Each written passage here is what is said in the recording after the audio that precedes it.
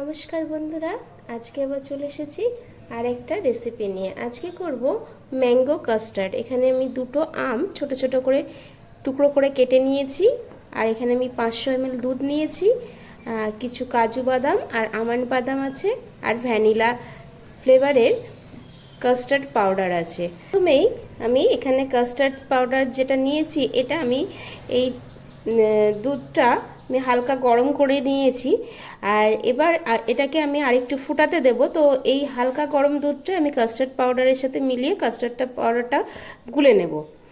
এই যে আম টুকরো করে নিয়েছি, এটাকে আমি মিক্সিতে দিয়ে পেস্ট করে নেব। আমি এখানে এই চামচটার 3 চামচ আগে কাস্টার্ড পাউডার নিয়ে নেব একটা বাটিতে।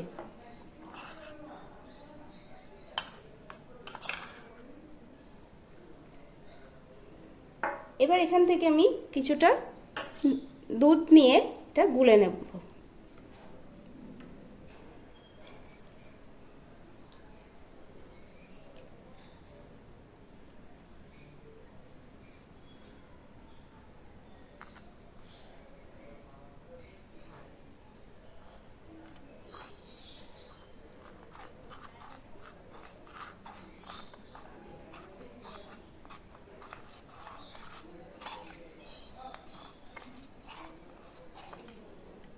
এখন আমি ফুটাতে দিয়ে দিয়েছি। এটা ছোট মিক্সিং জার নিয়েছি। এবার আমটা আমি এতে দিয়ে পেস্ট করে নেব।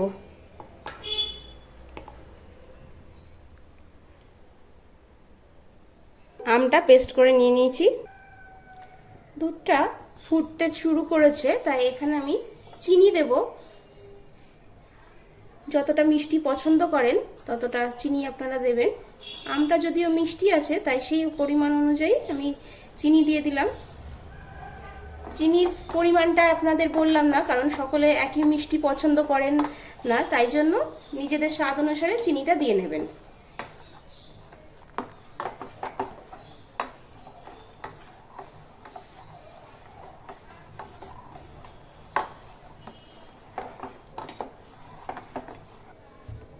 দুধটা বেশ ভালো মতো অনেকক্ষণ ফুটে গেছে। এখানে যে আমি কাস্টার্ড পাউডারটা গুলে রেখেছিলাম, সেটা অল্প অল্প করে দিয়ে দেবো।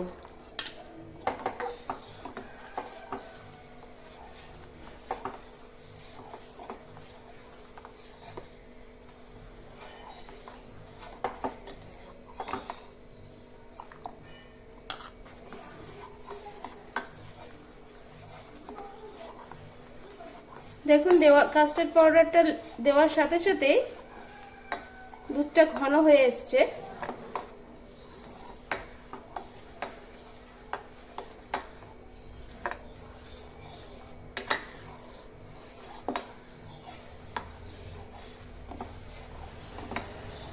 দেখুন, বেশ অনেকটা ঘন হয়ে এসছে দুধটা।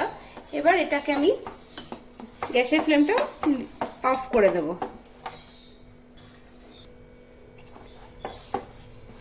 দুধটাকে এবার একটু ঠান্ডা করে নেব।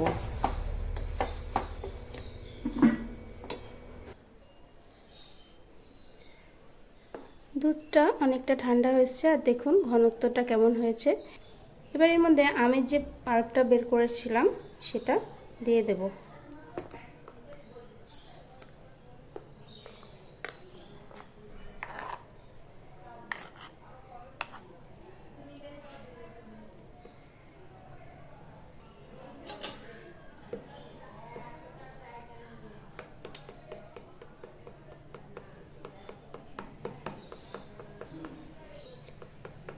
এটাকে ভালো করে দুধের সাথে মিশিয়ে নেব।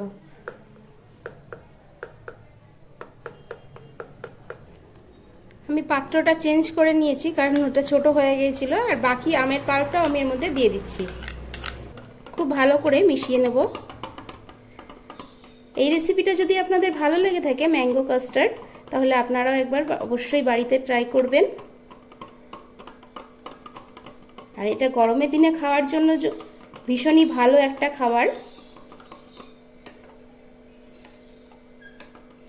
খুব কম সময়ে কম উপকরণ দিয়ে খুব সহজেই বানানো হয়ে যায় এই ম্যাঙ্গো কাস্টার্ড রেসিপি। আপনাদের যদি ভালো লাগে অবশ্যই একবার বাড়িতে ট্রাই করবেন। আর বাড়িতে কোনো অতিথি আসলে তাদেরও এটা খাওয়ার শেষ পাতে দেওয়া যেতেই পারে, এইরকম একটা ম্যাঙ্গো কাস্টার্ড।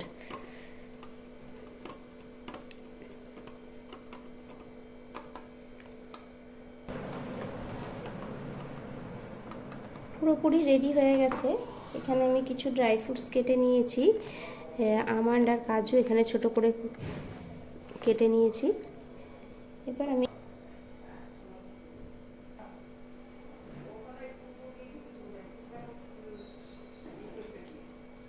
এটা একদমই অপশনাল, আপনাদের পছন্দ হলে দিতে পারেন, না হলে এমনিও খেতে পারেন ড্রাই ফ্রুটস না পছন্দ করলে।